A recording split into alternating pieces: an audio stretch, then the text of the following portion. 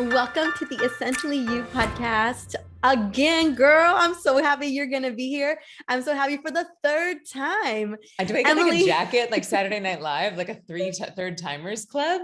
And you know what? I don't know how many people will ever make a third timers club on this show, but the work that you do, it's so profound. And I think we just need to hear about it some more because, you know, when it comes to meditation, a lot of us, we know we need to do it.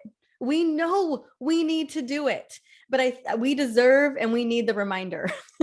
That's right. And sometimes we got to pump, we got launches, we got books to write. It's like life gets busy. We need somebody coming in and being like, hey girl, you taking care of you? And you're like, no, absolutely not. No. And we should remember, oh, right. If I'm depleted, everyone around me suffers. Oh, right. My business suffers. My kid suffers. My partner suffers. If I am a stressed out, bag of anxiety. Mm-hmm. And I need the reminder too, last night I flew back from Austin and got stuck on the tarmac until 2:30 in the morning. So I slept for 3 hours last night. And so, I'm having one of those days too, but I tell you what, and like on days like this, it's when I'm the most thankful for my practice, because even on 3 hours of sleep, I can still rest my brain and show up for my job, for my kid, for my family. And I think about, when it comes to young children like Jasper and Kingston, they're going to wake up whether you slept or not. You know what I'm saying? They're not going to accommodate the fact that you only got 3 hours of sleep. That's just not That's right. They're like, go time, banana pancakes. Jasper this morning was like, I want oatmeal but that'll be my appetizer. And then I want banana pancakes for my main breakfast. I was like, buddy, we got to go. Ours is, it's the first thing he does. He wakes up, he's like a little meerkat, just pops up out of bed, just sits right up. And he's like, are we doing this? And then he says, hey, Google, because he wants his music on and he wants to start dancing. He's like, listen, let's set the tone for this day right now. Let's get my favorite music on right now. I know y'all have a playlist with my name on it. So let's start getting this playlist going and let's do this. Let's go, guys. And that's how gets it. He's like, we got to wake up. We got to flood our brain with dopamine and serotonin. Dance is one way to get there. Meditation's another way to get there. I'm like, he gets it. He totally gets it. It's literally his first 2 words. He's like, how do I get a dopamine pump the first thing in the morning? Let's do this. And I'm just like, wow, all right. What is it? Does he legitimately have a playlist? What does he play? Oh yeah. It's Sophie Tucker. It's Sophie Tucker. Have you heard they're like a house? Oh yeah. House EDM. I think they're going to Antarctica. I'm going to Antarctica on Saturday. And I think Sophie Tucker's going to go. Oh my goodness. I didn't know if they were going or not. I didn't know you were going. That's amazing. It was very last minute. I was like, you know what? YOLO. But yeah, this will be the longest I've ever been away from Jasper. And so, but I also feel like this is an opportunity to like practice what I preach, be super present, trust the almost 4 years of foundation that we've built. And, it feels like a long time for me. It's 10 days, but I think kids are so present. They're so in the now. Like we unlearn that as we get older and more stressed. Mm-hmm. We start be past future, but he's so present. We'll see how it goes. Oh my goodness. Well, dance to their music. We're dancing to it every single day. Have the most amazing time. It was definitely not the season for us. So all right, my dear, we're talking about meditation. I know that you have taught meditation to it seems like millions of people around the world. And it's like millions, but I think it's about 40,000. And well, that's just probably in your program, but like you think about all the people who have heard you on podcasts or who heard you on Instagram. I feel like there's just so many more people out there who have read the book. I want to talk a little bit about, I know that many of us know it's the missing ingredient to us having that longevity, to us having less stress in our life, to us feeling more present. But speak to me about how meditation, we know now, like how does it affect not only our body, our mental capacity, and even, like I mentioned, aging longevity? Yeah. So there's some pretty cool science coming out from Wake Forest and Tufts. And I think from Wake Forest, they're suggesting that meditation can reverse your body age by 15 years. And Tufts is saying 8 years. But any way you slice it, like anywhere between 8 and 15 years, it's like, I'll take it. And I'm really big on this, is that we don't want to be chasing the fountain of youth. We really want to be chasing the fountain of health. And I don't like that we conflate those terms in our society. And we could have a whole another podcast about our fear of death and the way that we treat aging and all of that. But it's like, you don't have to decrease or decline in health as you age.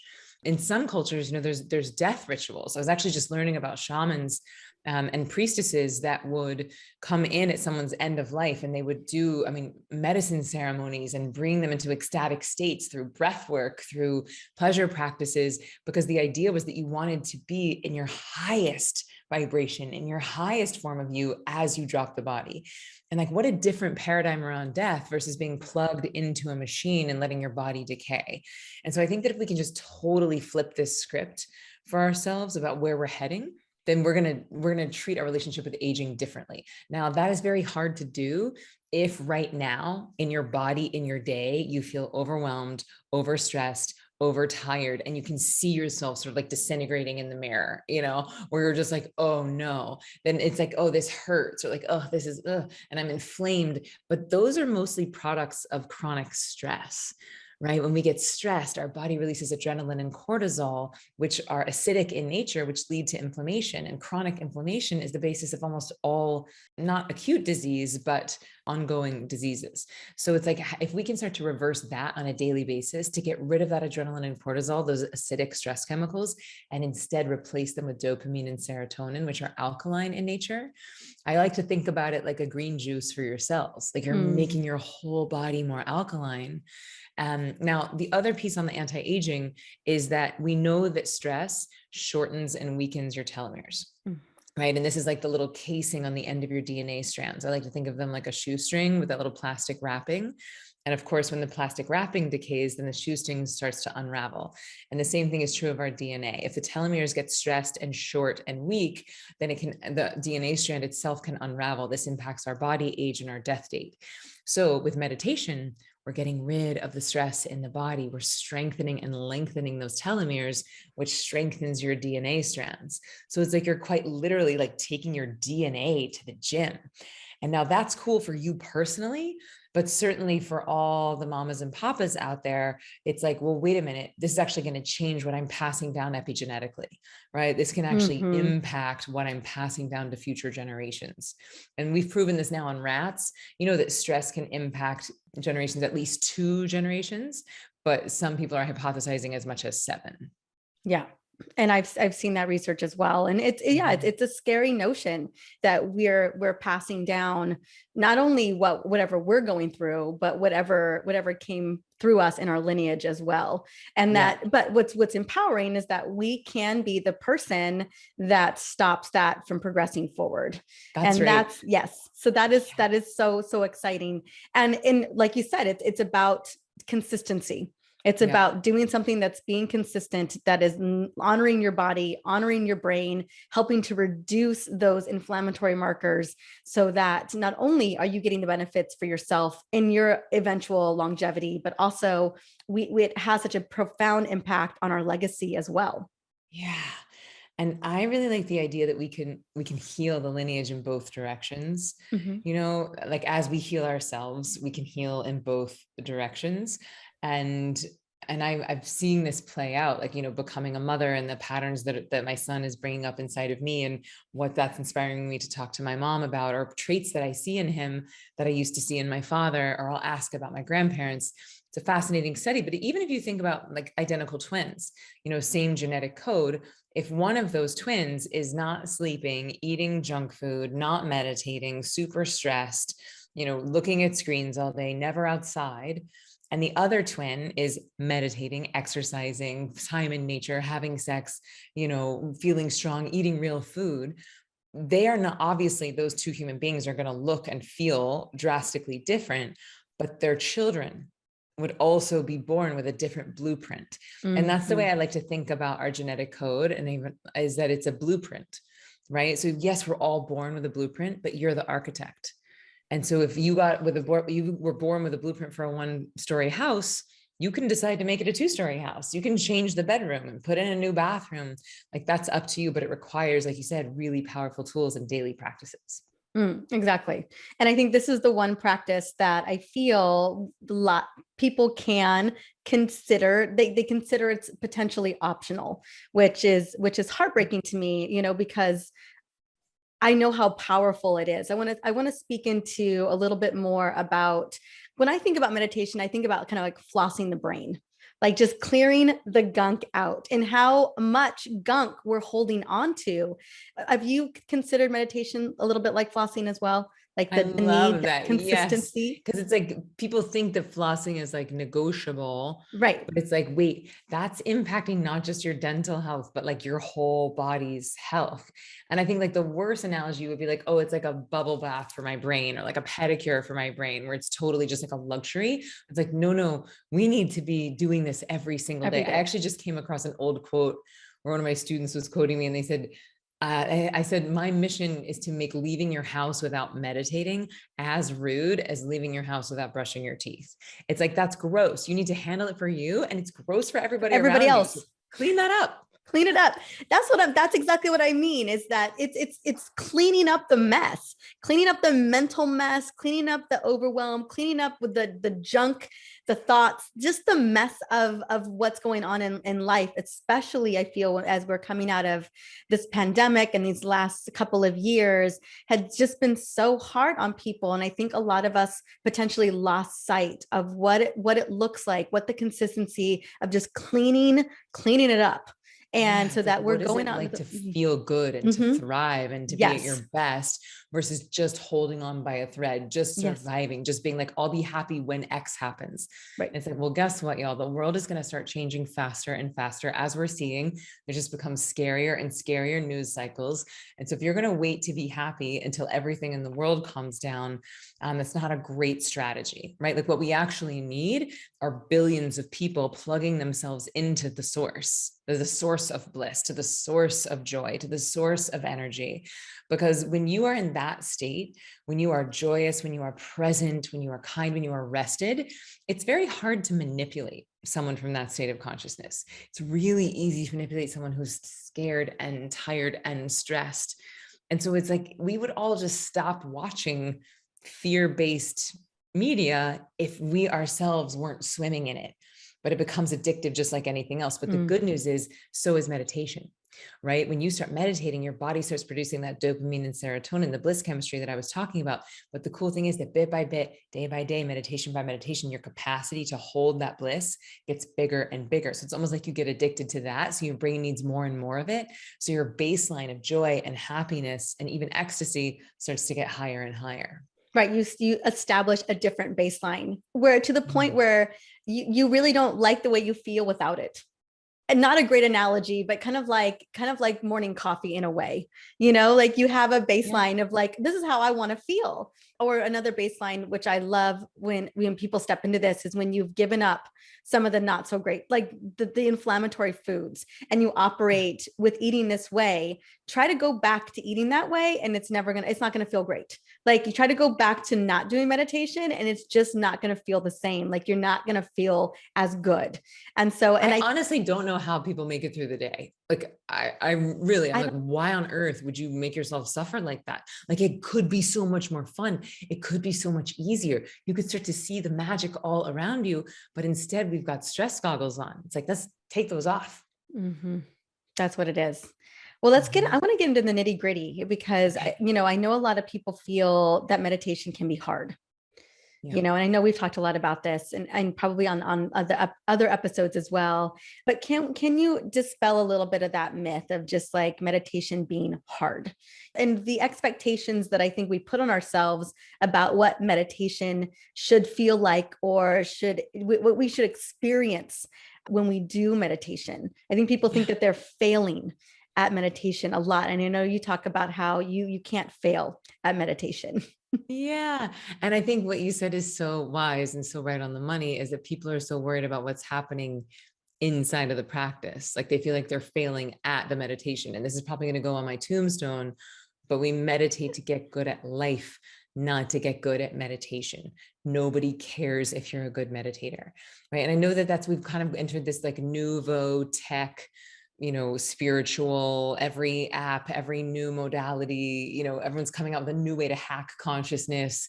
And it's like, it really is not that, it doesn't have to be that complicated, like these techniques and these tools have been around for thousands and thousands of years because they work and they're simple. So it's like, we are making it harder than we need to. And I think a lot of that comes from people trying to do practices that were made for monks versus practices that were made for people like us, people with busy minds and busy lives. And so this is like news to people because they actually think, well, oh, whatever I'm doing on an app, like that's an app that's meant for me. But a lot of the apps are teaching what I would call mindfulness, which is a derivation of a technique that was originally made for monks. So if you've ever tried meditation and felt like you were failing because you could not clear your mind, good news, you're not a failure. You're likely just using monk meditation when there's a much easier style that was made for people like us, people with busy minds and busy lives, people with jobs and families and things to do. And so the reason why this matters is that if you're a monk, you have all day to meditate, right? That is your contribution to society. So you can focus and you can concentrate, and it is about discipline, and it is sometimes hard. But if you're what we call in India a householder, you have less time in your day with which to meditate. So you need a practice that's easy and it's going to get you these same results, even better results, because it's better results for you. Because of how you operate in the world. Because it's designed specifically for the way in which you operate. Our busy lives, things that are going down. Yeah. And so what I've done with Ziva is that I've taken the 6,000-year-old practice called Nishkam Karma Yoga, or union attained by action, hardly taken, lazy meditation. And then from there, developed the Ziva technique, which is the 3 M's. So it's mindfulness, meditation, and manifesting. And then when you put all those three things together, it's like, oh, the whole is so much greater than the sum of its parts. And yes, it was made for householders, but I specifically like to work with high achievers, like people who are up to big stuff in the world, people who want to leave the world better than they found it, like you, like any parent, like anyone, looking to make a difference in the world. It's like, well, we need the most efficient tool possible because our time is our most valuable resource. Mm-hmm. And when you're talking about time, talk a little bit about the technique, and because I know people want to know, well, how much time do I need to spend? Yeah. I mean, we were just talking about another meditation retreat. You're like, I don't have time for that right now. It's not the season of my life for that. But with Ziva, it's not an app, right? But I think in this day and age, when you say meditation, most people think, oh, well, which free app are you using? Right. And some of them are great. They're beautiful, really like guided visualizations where they're sort of taking you on a journey, and they're really good at clearing your stress in the now. But I would call most of the apps out there mindfulness, versus with Ziva, you're doing the mindfulness, the meditation, and the manifesting. And it's a course, right? So it's not an app where you're logging in and choosing between 10,000 different teachers every single day and someone doing it for you. It's actually a 15-day matriculation that by the time you graduate from the training, you have these 3 M's to take with you for life. And then once you graduate, the practice is 15 minutes twice a day. So that's the magic sweet spot, right in the morning and then somewhere in that afternoon. Like I'm really craving, I can feel, especially because of my late flight last night, I can feel my eyes are starting to burn a little bit, and like I'm craving that second meditation. So it's like in the moment of your day where you would have been reaching for the coffee or the chocolate or the nap or the social media just to zone out, this is a great time to do your second practice. And then it's like you have this hit of energy and productivity and creativity for the rest of your day. I love that. I love that second, especially the second hit. I usually probably, because I know you're 3 hours ahead, so it's getting close to 2:00 for you. And usually it's at 2:00 for me is when I'm like, okay, a reset is necessary right now. That's a perfect time to do it. And then especially for people who have kiddos, where it's like, you don't want to give your dregs to your kid. You don't want to just be like, I'm so tired and I'm just going to lay on the couch and I know you want to play. It's like, no, you want to be present and give them your all. And that's one of the beautiful gifts that this practice can give you. I know one of the things that people really want more of is, it's sleep, and I love that you are leveraging meditation. Like you're like, my practice really set me up for success today because, due to unforeseen circumstances, it just didn't work out that I got to do a lot of sleep last night.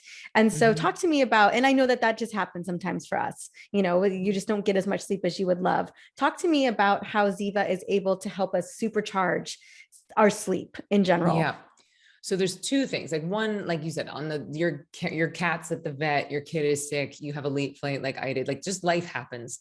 Then the way that Ziva helps there is that this practice is giving your body rest that's about 5 times deeper than sleep. And we know that because metabolic rate decreases, heart rate slows, body temperature cools. That all happens within seconds. And so even just in these short 15 minutes, you're giving your body the equivalent of about an hour and a half nap. And it's like, if I were to say to somebody, hey, why don't you give me $30 and I'm going to give you back $150? No strings, just you give me 30, I'm going to give you 150. Like, would you take that deal? Like, Absolutely. yeah, of course. All of us like would. Free money. And that's what Ziva is doing. It's giving you free time. For a 15-minute twice a day investment, you get back hours of productivity in your day because you're so rested, because you're so awake on the other side. So that's one way that it affects sleep. It's not meant to be a replacement for sleep, but it feels like you have a superpower on those tough days.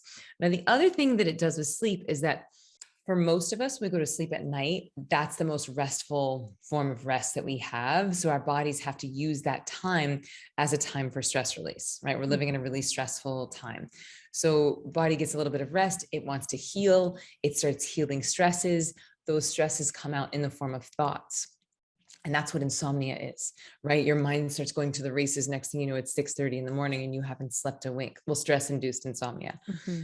Versus when you start Ziva, it's like you insert these 2 stress relieving windows into your day. So your body starts using the meditation as a time for stress release, so it can start to use sleep as a time for sleep.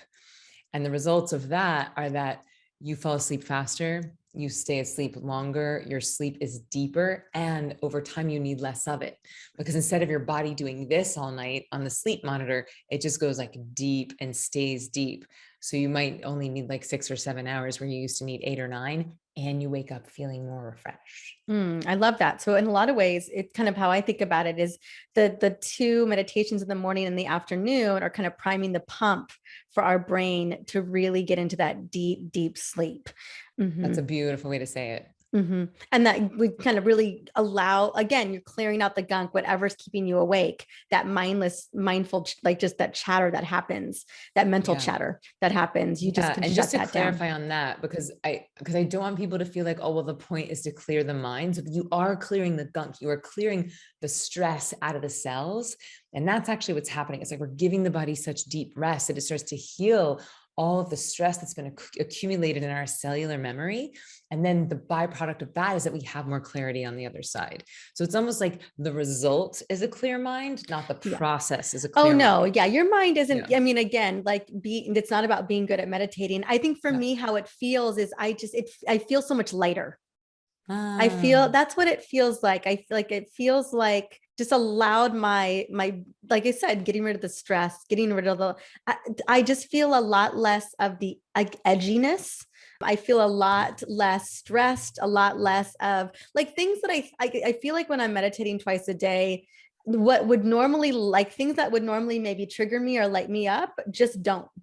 And but when I don't meditate, oh my goodness, it all comes right back. It's like it's stacking, the overwhelm and the stuff and life is just stacking on itself. And I just feel so much more triggered by those things. And so daily meditation practice for me, and that's what I mean, is just clearing the space, clearing all the things that would have normally lit me up. They're not there. They're gone. Yes, I think a cool analogy for that is one of like closing down your stress windows on your brain, right? So it's like by the time the average person is 20 years old, we have about 10 million open windows on our brain computer. And it's like a computer just can't do its job with 10 million old irrelevant windows open. And it's a lot of stressy landmines. They're triggers, right? They're buttons for people to push. And so with the practice, because we're going in and giving the body such deep healing rest, we start to click, we click X, and we close down all those windows, which gives you more computing power, more battery power, less triggers, so that you can really handle the task at hand and not start stacking everything up. And we do that as a survival mechanism, right? Where it's like, we got to review the past and rehearse the future. Well, all these stressy things have happened to me and I have to hold them with me because I don't know how many stressy things I can handle in the future. When those things start closing, you're just here and now, here and now, here and now. I think that's perfect. That's the analogy I was looking for. I was Well, I talk about this stuff all day, every day. You're like a doctor and stuff, writing books. I just make meditation analogies. one of the things that I know is getting really popular besides the mindfulness apps, and I agree with you 100%. A lot of them I feel like is just mindfulness and it's and the doing the work for you. What I've always loved about your course, what I've always loved about the practice is that you get to walk away with the tools. You get to walk away with that knowledge and that knowing that you will always have. And I think that is just something that is just so critical for each and every one of us to have that skill set to be able to do. So that's why we're on here, is that I think we need this course to learn how to do the 3 M's. You can have Headspace on your app. And it's just we're talking about just mindfulness. It's not, like, do you want to be plugged into your phone? Right. Unplug. Like, do you really want to go into the belly of the beast? It's like having an AA meeting in a liquor store. It's like, why would you go to your phone to meditate? I love your picture of Jasper on your phone. Oh, hey, buddy. I like it. Oh, mom break. It's not popping up. Okay. Anyway, so I just thought, if you haven't seen Kingston, he's the cutest kid that's ever lived. Don't tell Jasper. Jasper is so cute too. I want to just turn the convo really quickly. I wanted to address the apps, but I also wanted to address another strategy or technique that people are using. And I'd just love to hear your take on breath work as well, because that's becoming a very new, cool thing that people are doing, that it's being attributed to meditation in some degree. And I would just love to have you share a little bit about your insights on, the difference between breath work and Ziva. Yeah. So I love breath work. I think it's great. I just did a 3-hour session this weekend. I was at a conference teaching, and these people led the actual breathwork session was about an hour. And it was intense and beautiful and honestly, like, very psychedelic. It was like one of the more intense psychedelic experiences I've had just with my breath. And so I think it's a really powerful tool. And if you have, an hour, 2 hours. Yes, if you have an hour, but that to me is like psychic surgery. It's emotional surgery. It's like something that you would do to deep clean, or if you're in a purging process of your life. But I think it can be a really powerful tool. But specifically in like that deep dive kind of work, you usually want a facilitator around you, just like you would if you were going to do deep therapeutic psychedelic work. You need someone who is trained to help facilitate with any potential trauma that can be released. It's like any tool, the more powerful it is, usually the more support and guidance we need. And so like big intensive breath work, I think could be a powerful tool, and you need guidance. So you're no longer self-sufficient. Now, a little bit of breath work, some prepping for meditation, or, like the Wim Hof is really, really popular right now. I think, a few minutes a day can be really cool and actually a really beautiful complement to Ziva. And what I recommend for people that want to do both is that they do the breath work almost to prime the pump. It's like they create those pathways, they create the spaciousness, and then it's like you're pulling the bow back on the bow and arrow, and then you surrender even deeper into the Ziva practice. But they're wildly different because breath work is quite exciting, right? Yeah. It creates a lot of effort, and you're working and you're changing your oxygen and nitric oxide ratios in your brain and body, which is what makes it, it's what makes all the physiological changes happen. Now with Ziva, it's all about deep rest. It's about giving your body rest that's 5 times deeper than sleep, so that we can heal the stress, not only from today, but all the stress from our past, right? And then we do that by actually de-exciting the metabolic rate. So it's like your heart rate and your breath rate, it's like you're barely breathing in Ziva, like almost imperceptible. And then after a while, your brain is like, excuse me, I would like some oxygen, please. And then you're like, you take a nice big sigh. And a lot of people freak out because they think that they should be like, they think they should be doing breath work. They should be working. Like, no, it's so much easier. Yeah. It's so much easier. I love it. I'm so grateful for you to just give a little bit of just kind of the difference between the two. And I agree, when I have done a little bit of breath work before heading into Ziva, I do feel like I can drop in deeper. And so I'm so grateful to just, have you mention that it can complement. But yes, the deeper breath work, I agree, needs facilitation. Yeah. I mean, I had an equivalent experience on Sunday. I was seeing things and being visited and full purges, and, so it's like, usually you want a little bit of support on that ride.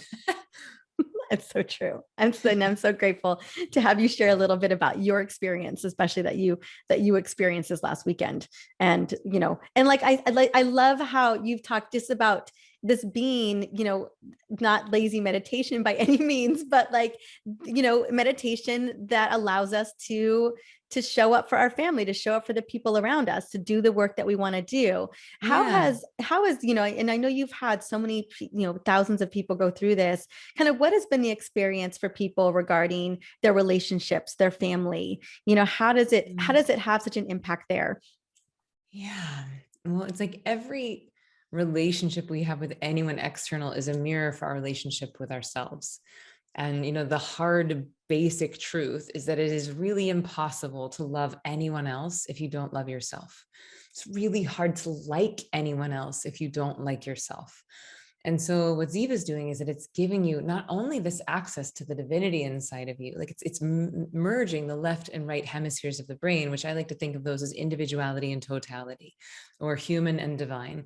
And when those things start talking to each other, it's like a couple of things happen. One, you start healing all that old trauma, which is a lot of the reasons why we feel we're not lovable, is stuff that happened to us before we had the capacity to process it. Or we had abuse or unsafe environments as children. And rather than take our mom or dad off of the pedestal, like we have to deify our parents when we're little. So if you're dealing with addiction or traumatic behavior, rather than take your mom or dad off of the deity pedestal, you'll just internalize that. And that, well, daddy's drinking, that's my fault. Mommy's depressed, that's my fault. And so a lot of kids that were grown up in that think that they're unlovable. And so what Ziva is doing is that we're starting to heal that inherited traumatic stress from our nervous system. So we start to believe that we are lovable because those windows close down. And you start to see yourself as an extension of pure consciousness, because you're merging these two parts of your brain, the individuality and the totality. And it's like, well, if I'm not lovable, then that means that God is not lovable, right? If I'm not lovable, then nature is not lovable, because you start to see yourself as part of this greater collective. That, yes to all of that. Like, I think every single one of us, as we're listening to this, are like, yeah, I've got a lot of that I still need to heal. Yeah. And literally 30 minutes a day is what we're talking about, not only 15 in the morning, 15 in the afternoon. Yeah. If you can do it, and if I can do it, like anybody can do it. It's true. It's so like true. You're pumping, you're running a business. I'm sure you're writing your next book right now. If you can fit it in, everybody has time. Well, and I agree. I 100% agree. I mean, and I think we really can't afford not to. You really can't afford not to. Like, that's the thing, is that if people really did the math, and if they understood how much time stress is costing them, this would no longer be a debate. If people did the math and looked at how much money stress is costing them, the average American spends $10,500 a year on masking their stress symptoms, like coffee, cigarettes, alcohol, booze, sugar, sleeping pills, anti-anxiety, antidepressants, therapy, acupuncture, which besides therapy and acupuncture, like all of the rest of it is really masking. And what we want to do with Ziva is treat the root cause, right? And you do this once, you take this class one time, and you have these tools to take with you for the rest of your life. And not only are you healing the root cause, but then the benefits become cumulative, right? You usher yourself into higher and higher states of consciousness. The math actually is that you're only spending 2% of your day to make the other 98% more amazing. It's like, great. Yeah. Well, with that mic drop, you have a free masterclass coming up, my dear. Yeah. Talk to us about that, because I'm super excited. We're about to let our entire community know about this, but this is why I wanted you on, because I know so many people are primed and ready for Ziva. So many people are primed and ready to bring this into their world right now. This is it. So we've actually never done this before, what we're about to do. So we're doing this beautiful, really exciting free event on March 29th or 30th. So same event, but 2 different opportunities to attend. And you're going to come and learn like how to unlock the magic that's already inside of you. and all of the ways that we make life harder than it needs to be, right? And people even do that with their meditation practice, right? We manage to make meditation hard. And so it's like, no, no, no, life is hard enough. Let's get this easy, easy. So it's called Easy Magic, 3 ways to stop making your life harder than it needs to be. And this is going to be a beautiful free masterclass. And I'm not only going to be lecturing, but we're actually going to do some exercises. Like you are going to get in there and you are going to start to feel all the magic that's inside of you. And I'm going to change your state of consciousness in the moment. And then it's like, if you want to learn how to do this on your own, we have a whole class of people that are going to start Ziva online on April 1st. And I'm going to be teaching live every single day, the 1st through the 15th. And so this is really exciting because it's like 1, accountability, 2, a class of people, which just creates momentum and joy and community, which I think we're all starved for right now. And I've literally never done this. I will be teaching live every single day on the 15 days. So it's like supplemental teaching in addition to the course that you have to take with you for life. I love this. I just want to take a moment because I had no, I mean, I know it's coming up and I'm like, okay, this is about learn, the Ziva course. But what I did not know is that you were teaching live every day for 15 days. And so I just want to speak into how powerful it is, not only to have like the teacher, you be there doing your thing, cheering everybody on, like the awesome cheerleader that you are, but to be doing it live with a massive community of people who are right there, who are generally keeping you accountable. And then just to have that support, like the whole time, those 15 days, and you walk out of that with this, not only just a gift, but a practice that you will own forever, that will transform how you operate in this world, how your body operates. And so this is just, honestly, girl, I'm like having like a little surprise moment of like how much even better I you know what I'm saying? Yes. And so you're like, wait, there's more. The magic's already starting. Exactly. Would you love it? Would you, listening to this right now, would you love that support? Would you love that accountability? Would you love to do it as a community? Would you love someone guiding you through this the entire way through? Because if there's any resistance of like, oh, I don't even know if I could do this, or, oh, I don't know, like all of that's just gone. Like that all just got taken care of for you right now. Yeah, we're just going to hold your hand and take you step by step. And if like the time is a story, like, I don't think I can show up every day. Like, don't worry. Everything's going to be recorded. The course itself, you can do in your own time. It's already there. But there is momentum in that community. And it's like, do you know that you're 95% more likely to commit to a healthy habit if you have a buddy and someone to check in with? 95. That's not like 20% more likely. It's basically a guarantee versus like starting a new healthy habit on your own is really challenging. And that's why I wanted us all to come together as a class, because it's like, well, I might not show up for myself, but I'm going to show up for this, few thousand people around the planet. And I also think that right now the world is in such a state of turmoil and change and chaos and stress that it's like, it's so easy to find people to complain with and to talk about how terrible everything is. But it's sometimes hard to find people who are optimizing themselves. It's sometimes hard to find people who are on the path and up-leveling their brains and their bodies. And so it's like, you're going to have baked in like-minded friends that you're going to make and you might take with you for life. I love it. I love it. The link is going to be in the show notes. Super, super easy to find. Sign up for the masterclass. Real-time deliverables in this masterclass, by the way, that you're going to get. So you're going to feel something just by attending the masterclass, but I want you to take that next step. And I want you to join this community and devote that first half of April to you. Devote that first half of April to developing a skill set that's going to bless you for decades to come. Yes. That's what we're talking about. That's what we're talking about. I'd love for you to share, if you don't mind, just what your personal journey was. I know we've probably talked about it before, but I think that is the most inspiring thing that anyone could hear, because everyone listening knows you and loves you and knows how much you have going on. But if you wanted to share for you, like the impact of this course, because you actually did Ziva online, and what shifted for you, I think that might really inspire people to want to join the Easy Magic webinar on the 29th and 30th. Absolutely. And, and I think I spoke into it a little bit earlier. I know I wasn't saying it right in terms of like, your thoughts aren't going to be gone, but I just meant like, for me, it's closing those windows, as you mentioned, those stress windows. And I just felt I will say that, being consistent, because I'm not gonna lie, girl, I have fallen off. There has been Me times too. where I've fallen off, especially when Kingston was first born, and I can just feel the stress, the overwhelm, all the tasks just stacking on me, and just not feeling good in my body. And then when I get back into the practice and I'm consistent, it's like eating healthy food. It's like taking care of my body. I feel so good. I feel so good. I feel so much more fueled up to take care of myself and my family. I come from a lot of trauma. I come from a lot of abuse. I come from a lot of stuff. And I know it's constant doing the work. But the thing that has been the biggest game change for me has been Ziva meditation twice a day. It just is. I'm so less triggered in life.